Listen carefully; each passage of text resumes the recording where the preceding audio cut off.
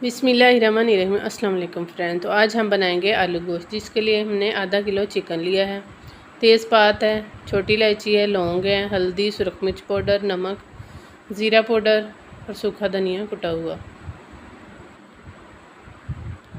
Chicken को हमने अच्छे से धो लिया था। प्याज को हमने बारीक कट करके रख लिया है।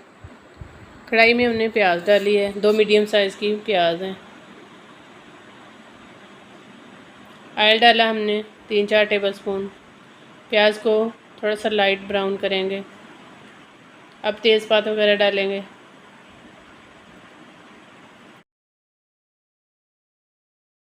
एक 2 मिनट के लिए चम्मच लाएंगे। फिर टमाटर और लहसुन अदरक का पेस्ट डालेंगे।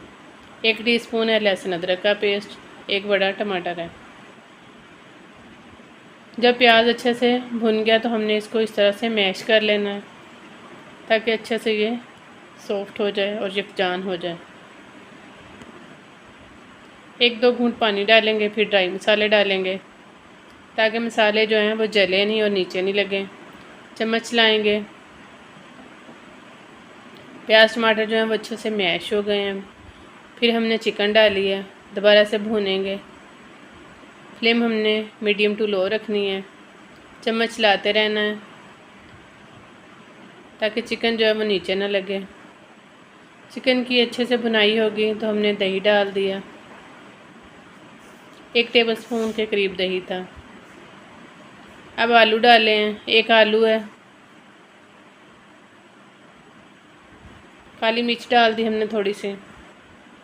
नमक मिर्च आप अपनी मर्ज़ी से कम ज़्यादा कर सकते हो। दोबारा से भुनाई, पानी डालेंगे और फिर कवर करके रख देंगे।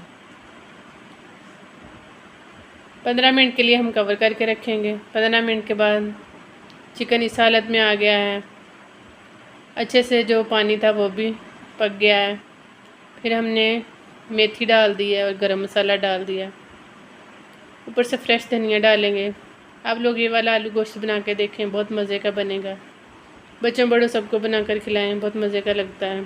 शादियों वाला आलू चिकन है, शादियों में भी इसी तरह से बनता है। नए देखने वाले चैनल को सब्सक्राइब कर दिया करें और बेल आइकन को भी प्रेस कर दिया करें।